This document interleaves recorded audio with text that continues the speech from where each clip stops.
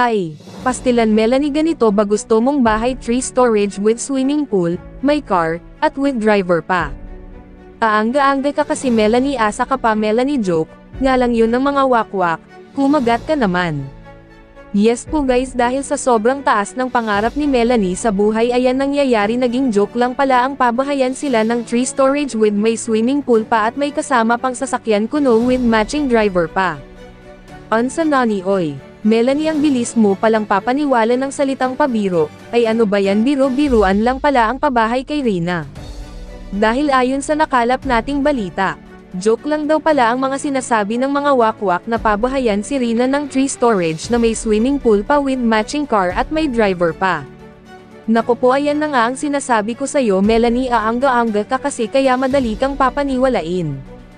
Ayan, pati magandang kinabukasan ng iyong anak na si Rina ay nawala sa katangahan mo Melanie. Sana bago ka sumunod sa mga utos sa'yo ng mga wakwak ay sinigurado mo na maging totoo lahat mga pangako nila.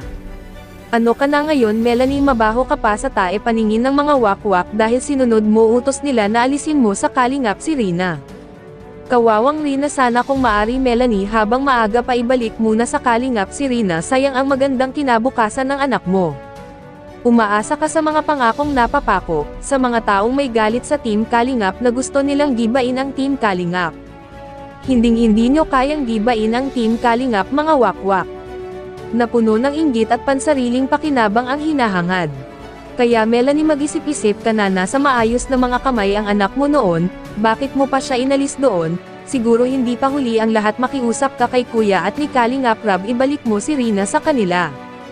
Wala talagang naunang pagsisisi, laging nasa huli, kaya ano pa ang hinihintay mo Melanie, ibalik muna sa Team Kalingap ang anak mong si Rina.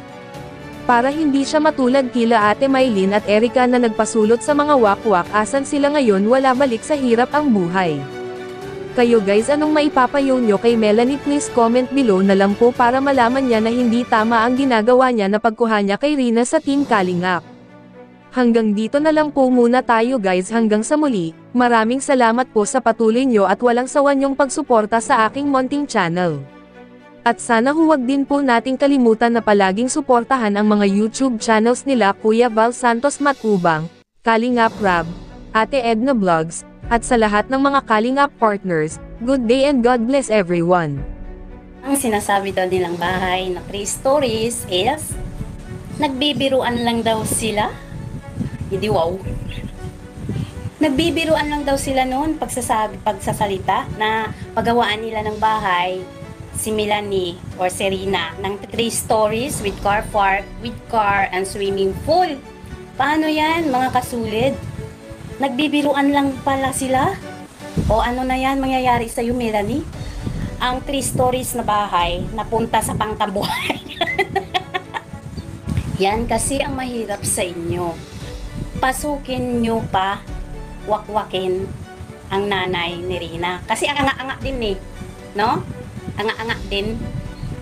Sugod lang din siya ng sugod nang walang kasiguraduhan. Yan ang mapala mo. Biruan lang pala yung sarili mong bahay na 3 stories with car park, with car, with driver. At higit sa lahat, swimming pool.